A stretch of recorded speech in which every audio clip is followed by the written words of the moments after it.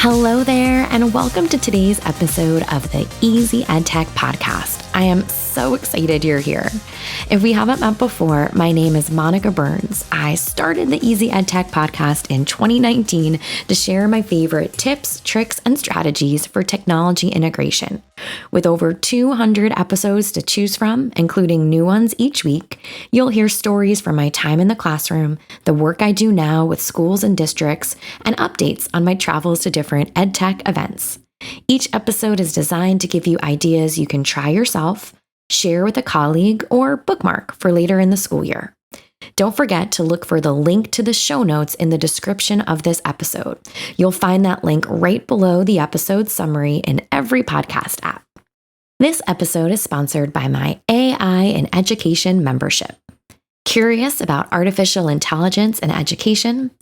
This membership is designed for teachers and educators passionate about staying ahead of the curve. It offers a comprehensive and curated monthly experience that will keep you up to date on the latest trends in artificial intelligence and tools for the classroom. Join now by heading to my website, classtechtips.com, and tapping on the artificial intelligence button at the top of the page. This week's episode is titled, Why You Might Want to Start Using AI to Generate Images. And this is a topic that I've talked a bit about in virtual workshops and in-person workshops. I've been traveling around a lot this spring and summer, working face-to-face with educators in different cities and then virtual workshops, looking at generative AI, not just ChatGPT, but also how to make or create images using AI. And members of my AI in Education membership have gotten a sneak peek into some of the resources I'll share with you today. And I have some content popping up on the blog this fall about this topic too. So we're going to talk about reasons why I think it's worth your consideration to try out some of these generative AI tools to make your own images. So what exactly is generative AI? Well, if you've tried out ChatGPT or Google's Bard, then you know that this tool is something that takes content that's out in the world, right? So scouring perhaps the internet or another language or data set and uses that information to create something new-ish, so that didn't quite exist in that form before, using the output or using the input that you give it, like a prompt that you write, a sentence or two of instructions, and it will give you that response. So if you joined any of my workshops this year, the examples I've given included creating an email template or giving a list of activity ideas. But for generative AI related to images, this is something where you are putting in a description and it's popping out an image for you, something you can download as a file. It's pretty wild. I've shared lots of examples in the past few months, typing in something as silly as a puppy on a beach chair reading a book about the solar system, right? All the way to things that might feel a little bit more useful, like a teacher wearing goggles, getting ready for a science experiment that you could pop onto a presentation deck that you're giving to students about an upcoming science lesson. So there's a handful of tools that fall into this category.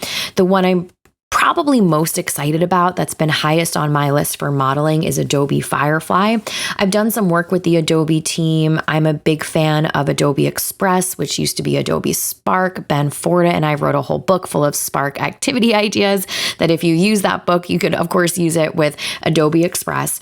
But Adobe Express just came out with a new version that includes their AI built right into it. So you can put your prompt right into Adobe Express and it will give you one of these pictures. You could do it separately using Adobe Firefly as a tool. One of the reasons I've been going towards this one is because their content attribution feels really strong. It feels less messy than some of the other ones because they're using the stock images that they have, that they own, that they have the rights to use to create these new images. But it's not the only one. DALL-E 2, which is created by the OpenAI folks who make ChatGPT is another one. Midjourney is another one. And Microsoft Bing has a image creation tool as well that falls into this category. So I'm going to talk more generally today about what you might want to do with this type of technology in your own workflow. But there's a few different tools that you might want to try. And another one I want to add to that list is Canva. Canva also has text to image integration built right within it. That's pretty impressive as well. So I put together a list of reasons for you on why you might want to try out using AI to generate images. I'm talking today more about you, right? What you might do. And then you might bring that experience into creative opportunities with your students as well. So the first reason that I think it's worthy of your consideration is that it might seem silly, but it's fun, right? So that's like the first reason on the list is because it's fun. It's funny to type in a crazy prompt. Maybe it's a polar bear drinking a soda or something like we've seen in commercials before, right? It could really be anything. I love using animal examples, but you could do something different. And just because it's fun and silly doesn't mean that's a reason to ignore it. I put it first on the list for a reason.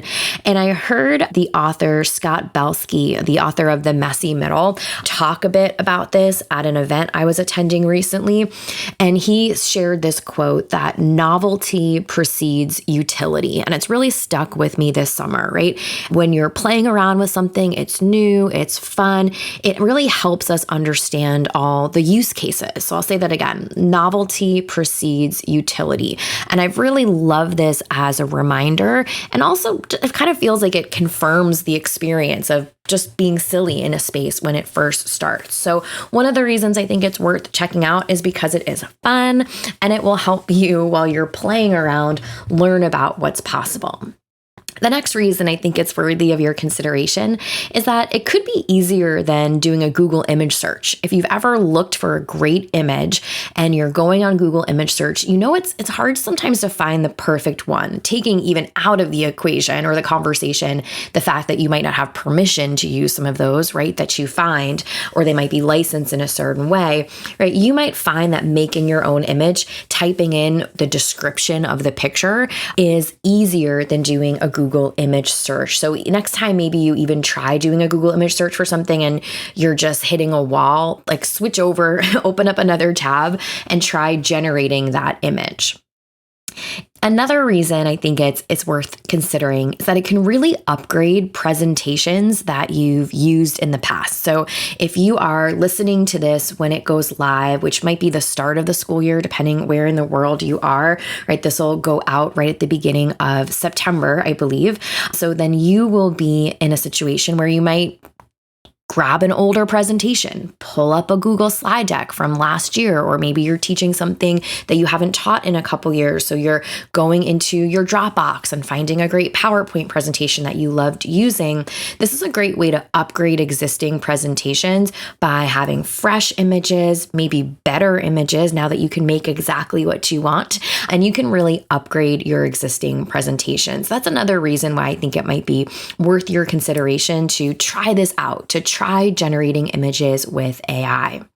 Next up is it can really help you explain a complicated topic by having custom images. So if you are making a step-by-step guide, if you're doing a presentation on something that's really specific and you want to have images that help you explain each of those steps, you might find that doing a quick copy and paste, like this is what I was going to say, and then paste it into the image generator, or even looking at your step-by-step guide and the steps and taking the step that you wrote out and pasting it into an image generator is going to give you the perfect image. So if you've been in my kind of world for a while now, I often give examples with composting because I used to compost in my classroom. And so imagine you're doing a step-by-step guide on how to compost in our classroom or how to compost at home, right? You might write that guide out with all the steps, or you might use ChatGPT to help you make a guide, right?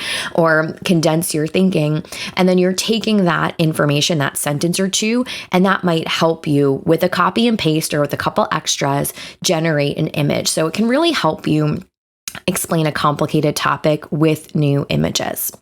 The next reason I think it's worthy of your consideration is it's becoming a part of tools that you and your students already use. And I mentioned a couple already, right? If you're already using Adobe Express for projects with your students, then now this is in there and you'll want to have a sense of what's possible as you're introducing tools to students that now are incorporating generative AI.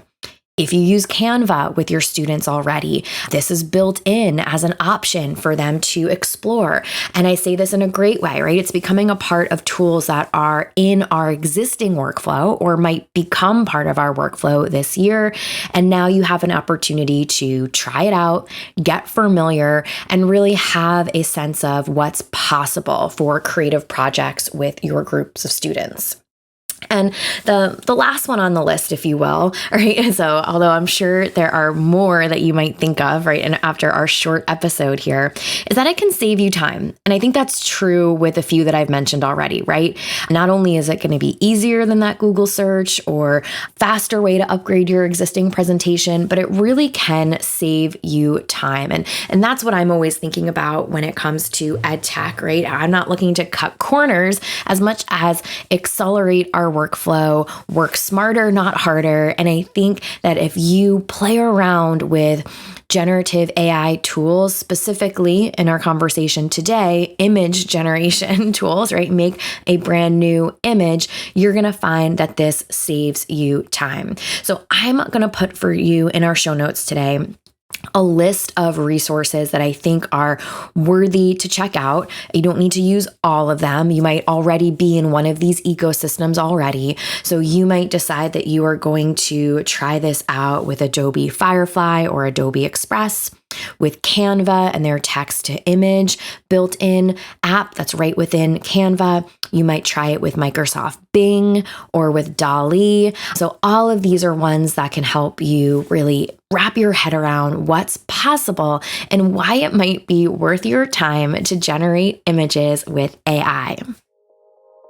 So let's make this EdTech easy with a few key points from the episode. Novelty precedes utility, so play around with this. You can save time generating images with AI. This technology is increasing in popularity and might be in your favorite tools already.